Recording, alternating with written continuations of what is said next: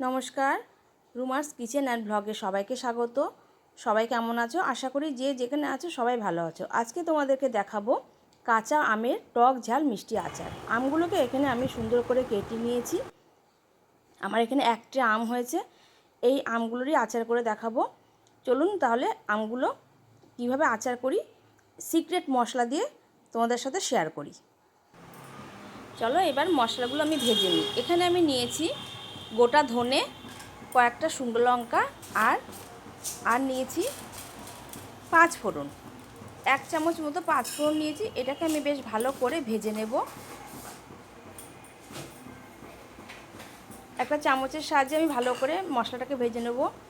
এই মশলাটা যে কোনো আচারে আমরা ব্যবহার করতে পারি, ভীষণ সুন্দর একটা টেস্ট আসে। টক ঝাল মিষ্টি যে যেরকম ঝাল খাবে সে সেরকম ঝাল দেবে। আমি বেশি একটা ঝাল খাবো না বলে আমি অল্প কয়েকটা লঙ্কা দিয়েছি। মশলাটা আমার প্রায় ভাজা হয়ে গেছে। এবার আমি একটা হামানদিস্তের মধ্যে নিয়ে মশলাটাকে বেশ ভালো করে গুঁড়ো করে নেব। গুঁড়ো করে আমি সাইডে রেখে দেব।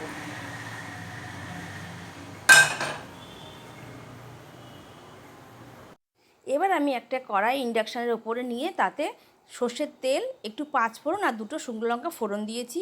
দিয়ে তেলটা গরম হয়ে ধোঁয়া উঠে গেলে আমি আমগুলো এর মধ্যে দিয়ে দিয়েছি।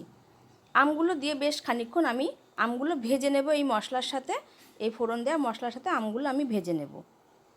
বেশ খানিকক্ষণ ধরে ভাজবো। যখন একটু লাল লাল হয়ে যাবে, সেই লাল লাল হওয়া আগে অবধি আমি আমগুলোকে বেশ ভালো করে ভেজে নেব। তারপর দেখুন এই যে আমগুলো আমার লাল লাল করে ভাজা হয়ে গেছে। এবার আমি দিয়ে দেবো পরিমাণ মতো চিনি।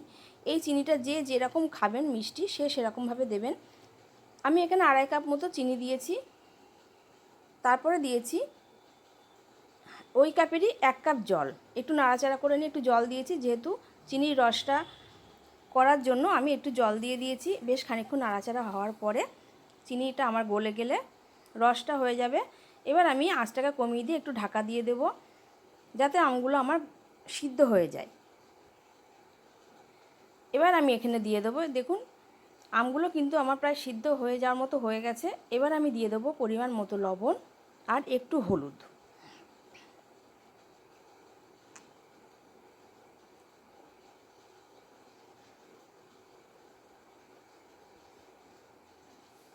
লবণ আর হলুদটা দিয়ে আমি আরেকটু নাড়াচাড়া করব।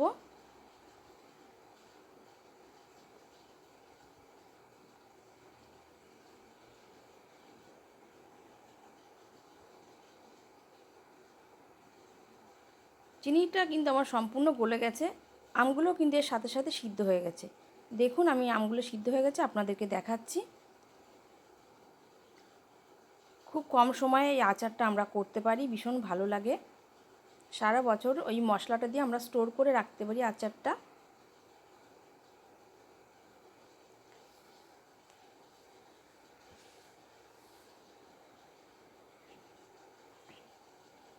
এবার আমি খানিকটা ওই ভেজে রাখা যে মশলা গুঁড়োটা করে রেখেছিলাম সেটা দিয়ে বেশ খানিকক্ষণ আমি রান্না করব এই আমের আচারটা, যাতে এই মশলাটা আমের ভেতরে চলে যায়।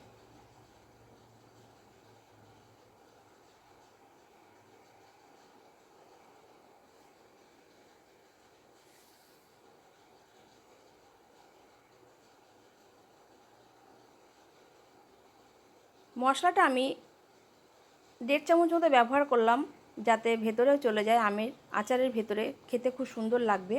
এই মশলাটা কিন্তু আমি আবার নামানোর আগে ব্যবহার করব। দেখুন আমার আমের আচারটা কিন্তু বেশ ভালোই হয়ে গেছে, কালারটা দেখে বুঝতেই পাচ্ছেন। এবার আমি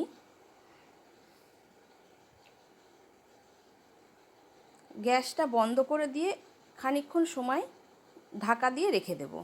গ্যাস না, এটা আমি ইন্ডাকশানে করেছি। ইন্ডাকশানটা অফ করে দিয়ে খানিকক্ষণ ঢাকা দিয়ে রেখে দেবো। আচারটা আমার ঠান্ডা হয়ে গেলে আমি আবার সেই সিক্রেট মশলাটা আরেকটু ছড়িয়ে দিয়ে জারে ভরে নেব। আচারটা সম্পূর্ণ ঠান্ডা হয়ে গেছে আমার আচারটা। এবার আমি ভালো করে নেড়ে চেড়ে নিয়ে একটা জারে ভরে নেব।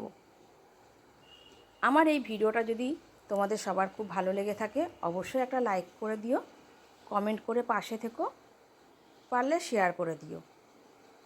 সবাই এভাবে আচারটা বানাতে পারো বাড়িতে, ভীষণ ভালো লাগে, খুব সুন্দর হয়, খেতেও দুর্দান্ত হয়, টক ঝাল মিষ্টি, ভীষণ সুন্দর একটা আচার। এবার আমি দেখে নাও জারে ভরে নিচ্ছি। 1 জার আচার হয়েছে আমার। এটা রোদে দেওয়ার খুব একটা প্রয়োজন হয় না, এটা কিন্তু ফ্রিজে রেখে বেশ ঠান্ডা ঠান্ডা বেশ ভালোই খাওয়া যায়। গরমের সময় এই আচারটা আমাদের ভীষণই ভালো লাগে।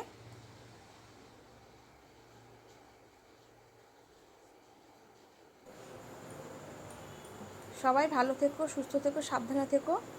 এইভাবে আচার বানিয়ে অবশ্যই কেমন লেগেছে আমাকে জানিও। টাটা সবাইকে।